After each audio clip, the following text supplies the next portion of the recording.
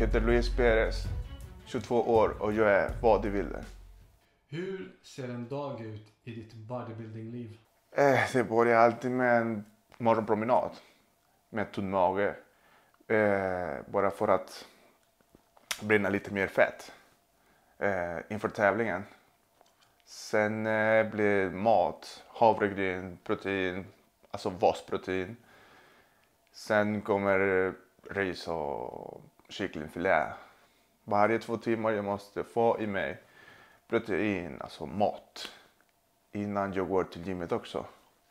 Tråkigt, ja det man kan säga så. Men det är det som ger mest resultat. Varför plågar du dig själv så här? Varför äter inte du den maten du vill? Varför inte titta på en film istället för att träna?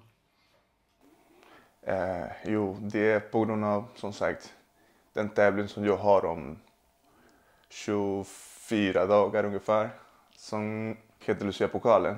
Det är därför jag måste liksom hålla mig med min kost. Och inte så mycket veckor kvar.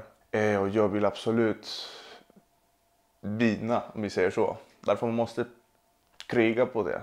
Det är inte en lätt väg, men... Får du mycket reaktioner? Och är det mest killar eller tjejer? Reaktioner, ja. Båda två liksom. Mest vi kan säga är tjejer. Som man får reaktion eller komplimang. Det kan jag säga 50-50. Vad är det för typ av reaktioner? Komplimang du kan säga. Och jag ser stor ut. Hur har jag byggt upp min kropp? Eller hur kan de göra för att kunna? Alltså min råd, de ger mig råd. Det är det som. Därför de kommer fram till mig. Och jag absolut, jag säger det som jag gör. Och försöka hjälpa till bara. Hur började du med bodybuilding?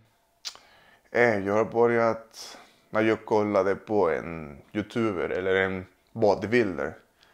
Som heter Regan Grimes. Han har rätt bra volym. Och jag blir liksom lite mer nyfiken på den här sport. Därför just när jag såg honom. Någonting som motiverade mig, det var hans ålder. Han har bara 23 år. Och han är sådär stor. Och till mig liksom, det är någonting som jag kan också nå på något sätt. Alltså jag kan se ut som honom.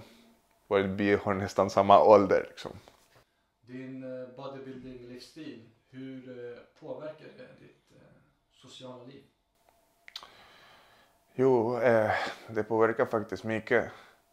Man kan inte göra saker som alla andra gör. Vi säger om vi går ut till någon restaurang. Eller när vi äter i familj. Jag kan inte göra samma sak. Bara för jag har en kost så jag måste följa efter. När familj kommer till mig och säger men du kan äta den här. Jag brukar säga nej. För att jag har någon mål som jag måste nå. Och det är väldigt svårt liksom. Man måste bara isolera sig.